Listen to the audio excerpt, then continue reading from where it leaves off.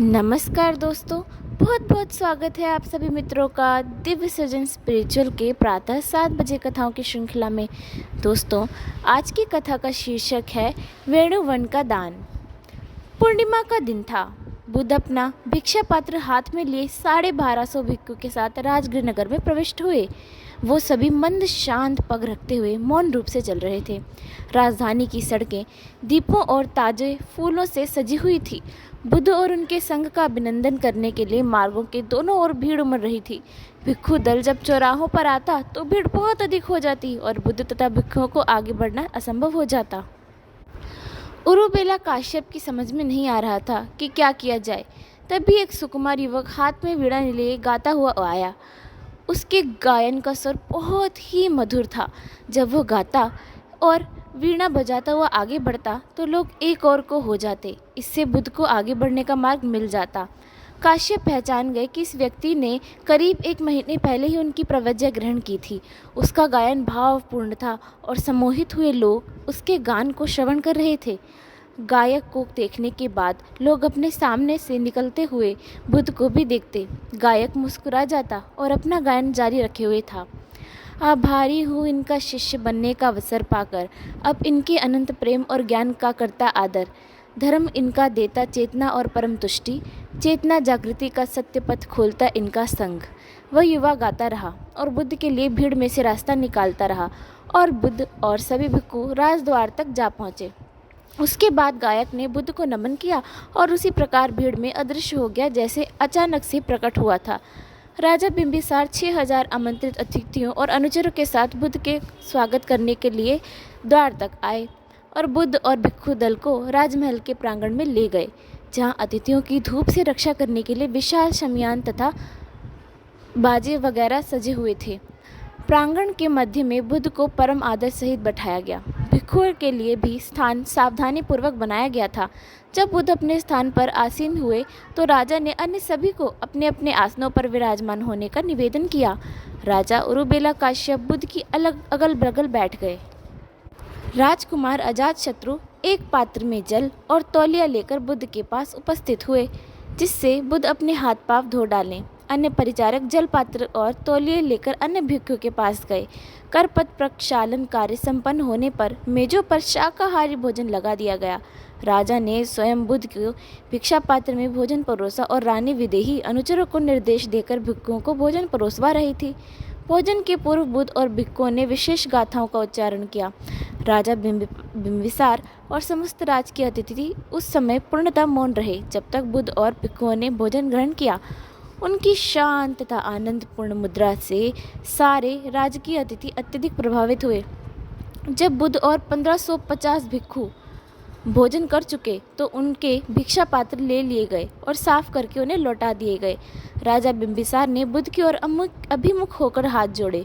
राजा की इच्छा समझते हुए बुद्ध ने धर्म की देशना आरंभ की। उन्होंने पंचशीलों की चर्चा की और कहा कि इनमें व्यक्ति के परिवार और राज्य के में शांति और प्रसन्नता का मार्ग प्रशस्त होता है। पहला शील है जीव हिंसा से विरत रहना। इस शील से करुणा भाव जागृत होता है। सभी प्राणियों को मृत्यु का भय होता है। जैसे हमें अपने प्राणों का मोह होता है, उसी तरह हमें अन्य प्राणियों के प्राणों को समझना चाहिए। हमें केवल मानव हिंसा ही नहीं करनी चाहिए, वरन अन्य प्राणियों की हत्या करने से भी बचना चाहिए। हमें मानवों, पशुओं, वनस्पतियों इन सब के साथ भी सौमनस्य में से रहना चाहिए। यदि हम अपने हृदय में प्रेम का भाव रखें तो हम कष्टों को कम करके जीवन आनंदपूर्ण बना सकते हैं। यदि प्रत्येक नागरिक अहिंसा का व्रत ले ले तो राज्य में भी शांति रहेगी। जब लोग एक दूसरे के जीवन का आदर करेंगे तो देश समृद्ध और शक्तिशाली होगा और वह अन्य देशों के आक्रमण से सुरक्षित रहेगा। राज्य की सैन्य शक्ति प्रबल भी हो तो उसे प्रयोग करने की आवश्यकता ही नहीं पड़ेगी। सैनिकों को सड़कें, पुल, व्यवसाय स्थान और वादों के निर्माण के लिए सद्कार्यों में प्रयोग किया जा सकेगा। दूसरा शील चोरी से विरत रहना। किसी व्यक्ति को यह अधिकार नहीं कि वह दूसरे के श्रम से अर्जित धन संपदा हस्तगत कर ले। दूसरे की वस्तुओं को हथियाने का प्रयास करना दूसरे शील का उल्लंघन करना है। दूसरों को धोखा मत दो या अपने प्रभाव और सत्ता के प्रभाव का प्रयोग करके अन्य व्यक्तियों की वस्तुएं मत छीनो। इसी प्रकार दूसरे श्रम और गाढ़े पसीने की कमाई से स्वयं लाभ उठाना भी इस शील में प्रतिकूल है, यानी अलग है, गलत है। यदि नागरिक इस शील के अनुरूप आचरण करेंगे तो सामाजिक समानता का विकास होगा और लूट तथा हत्याओं की घटनाएं भी शीघ्र ही समाप्त हो जाएंगी। तीसरा शील है व्यभिचार से विरत रहना। शरीर संबंध केवल पति पत्नी के बीच रहने चाहिए। इस शील का पालन करने से परिवार में विश्वास और हर्ष बढ़ता है और दूसरे लोगों को अनावश्यक कष्ट से बचाया जा सकता है। यदि आप प्रसन्नता चाहते हैं और अपने देश और जनता की सहायता करके इच्छा और स्वयं समय प्राप्त करना चाहते हैं तो बहुत सी ख्यालों को मत रखिए। चौथा शील है असत्य भाषण से दूर रहना। ऐसे वचन मत बोलिए जिससे विभाजन हो या घृणा बढ़े। आपके वचन सत्य पर आधारित होने चाहिए। हाँ कहने का अर्थ है हाँ और नहीं कहने का अर्थ है नहीं। शब्दों में विश्वास और प्रसन्नता जगाने की शक्ति होती है। शब्द ही गलतफहमी और घृणा भी पैदा कर सकते हैं, यहाँ तक कि उनके कारण हत्या और युद्ध होना भी संभव होता है। इसलिए कृपया शब्दों का प्रयोग अधिकतम सावधानी से करें। पांचवा शील मद्यपान या नशीले पदार्थों से दूर रहना।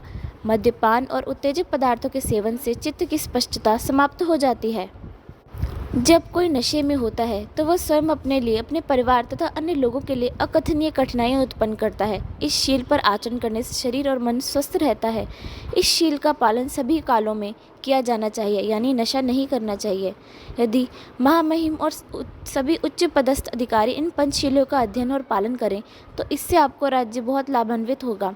महामहिम राजा देश का प्रमुख होता है, उसे सतत जागरूक रहना चाहिए और यह ज्ञात होना चाहिए कि उसके राज्य में प्रत्येक क्षण कहाँ क्या हो रहा है। यदि आप सुनिश्चित करेंगे कि आपके अधीनस्थ लोग इन पंचशीलों को समझे और शांति और सामंजस्य के साथ रहने के सिद्धांतों को अनुकूल आचरण करें तो मगध देश सुख समृद्धि प्राप्त कर सकेगा।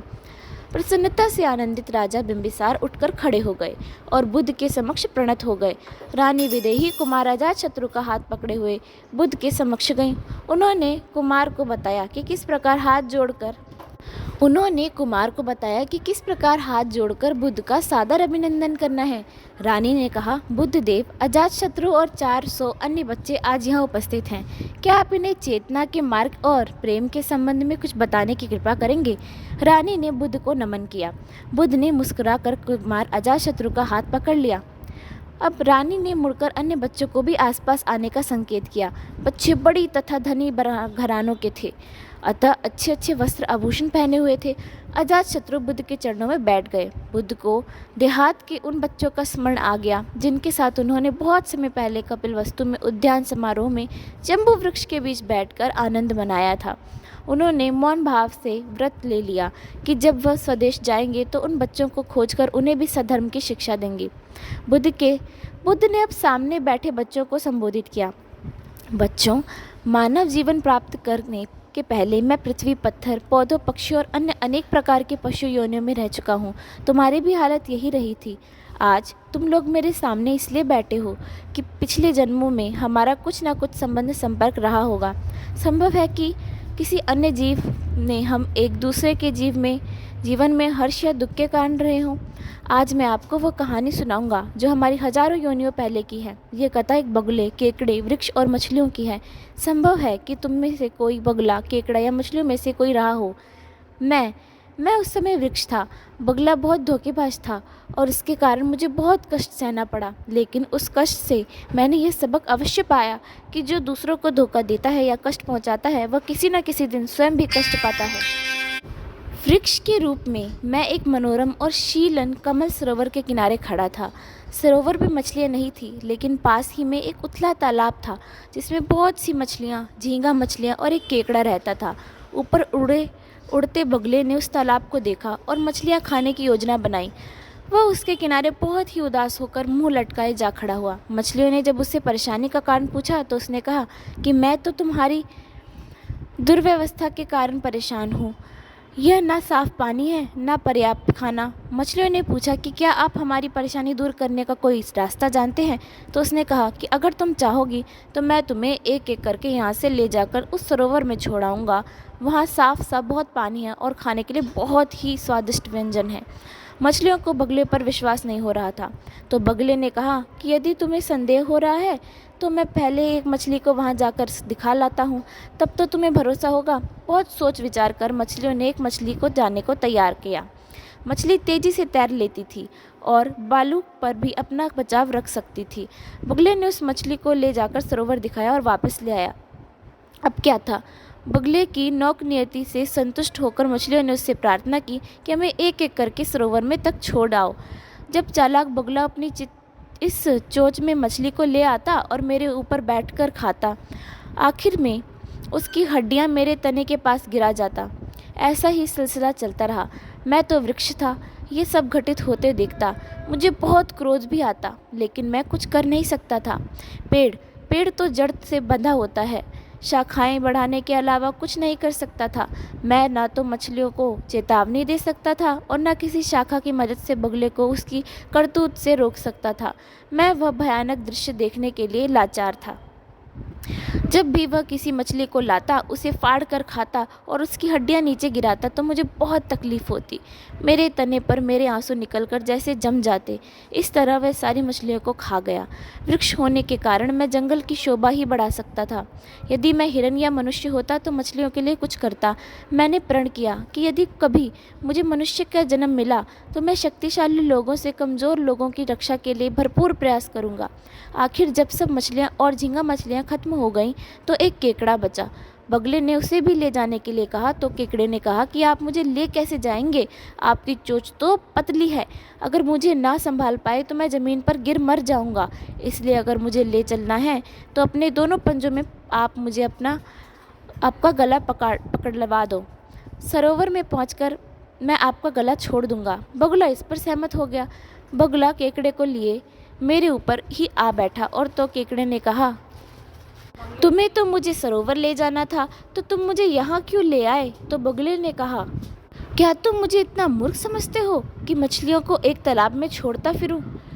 इस पर वह फिर से बोला, क्या तुम नीचे मछलियों की पड़ी हड्डियां नहीं देख रहे? अब तुम्हारी जिंदगी भी इसी प्रकार समाप्त होनी है।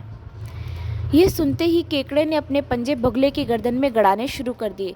कष्ट से वह तड़प उठा और केकड़े को सरोवर तक ले जाने को तैयार हो गया। वह उसे लेकर सरोवर तक गया और केकड़े से कहा कि मेरी गर्दन छोड़कर पानी में उतर जाओ। लेकिन उस तालाब की अपने साथ ही सभी मछलियों को मृत्यु को याद करके उसने बगुले की गर्दन दबा ही डाली। इससे बगुला मर गया और केकड़ा उसे छोड़कर पानी में चला गया। बच्चों, उस समय मैं एक वृक्ष था। मैं इस समूचे दृश्य का साक्षी था। इस घटना से मैंने सीखा कि यदि हम दूसरे के साथ सद्व्यवहार करेंगे तो दूसरे भी हमारे साथ वैसे ही सद्व्यवहार करेंगे। लेकिन अगर हम दूसरों को निर्दयता का व्यवहार करेंगे तो हमें भी जल्द या देर से वह स्थिति भोगनी पड़ेगी।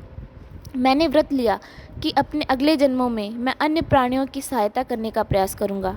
बच्चे बुद्ध की कहानी बड़ी ध्यान से सुनते रहे।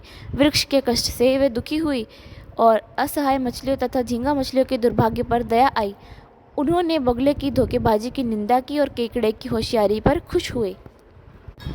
राजा बिंबिसार ने उठकर हाथ जोड़े और नमन करते हुए कहा, आचार्य, आपने बच्चों तथा बड़ों को एक महत्वपूर्ण शिक्षा दी है। मेरी प्रार्थना है कि कुमार अजातशत्रु आपके शब्दों को सदा स्मरण रखे।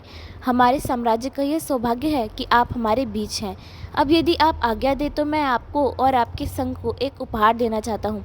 बुद्ध ने मौन रूप से राजा की ओर उस आशय से देखा कि वह बताए कि क्या उपहार देने के इच्छुक है। इस पर राजा बोले, राजगृह से 2 मील उत्तर में एक बड़ा सुंदर वेणुवन है। वह बहुत शांत, ठंडा और ताजगी देने वाला है। बहुत से अच्छे पक्षी वहाँ निवास करते हैं। मैं आपको तथा संघ को वह वेणुवन दान में देना चाहता हूँ, जहाँ आप सधर्म मार्ग की शिक्षा दे सकें और साधना का अभ्यास स्वयं कर सकें तथा शिष्यों को करा सकें। हे करुणावतार, हृदय से दिए हुए मेरे इस दान को स्वीकार कीजिए। बुद्ध ने एक क्षण के लिए विचार किया। यह पहला अवसर है जब संघ को एक विहार के लिए भूमि दी जा रही है। वर्षा ऋतु में रहने के लिए भिक्षुओं को जगह चाहिए भी थी। बुद्ध ने गहरा निश्वास लिया और मुस्कुराकर राजा के उस उदारतापूर्ण के दान को स्वीकारने की अनुमति दे दी। राजा बिंबिसार इस पर फूले नहीं समाये। वह जानते थे कि यदि वहाँ विहार बन जाएगा तो बुद्ध मगध में अधिक समय व्यतीत करेंगे। राजमहल में आए अभ्यागतों में से उस दिन अनेक ब्राह्मण धर्म के नेता भी उपस्थित थे। राजा के इस निर्णय से बहुत से ब्राह्मण आचार्य प्रसन्न नहीं हुए, लेकिन राजा से कुछ भी कहने का उनमें साहस नहीं था। राजा ने जल का एक स्वर्ण पात्र मंगाया। उन्होंने बुद्ध के हाथ पर पात्र में जल डालना आरंभ किया और शुद्ध हृदय से घोषणा की कि बोधिसत्व जो जो जल आपके हाथ पर गिरता जा रहा है त्यों त्यों वेणुवन आपको तथा आपके संग को हस्तांतरित होता जा रहा है। इस दक्षिण समारोह में के साथ वेणुवन राजा के अधिकार से निकलकर बुद्ध के अधिकार में आ गया। भोज समारोह समाप्त हुआ और बुद्ध अपने साथ 1550 भिक्षुओं को लेकर राजमहल में चल पड़े, राजमहल से बाहर जा चले।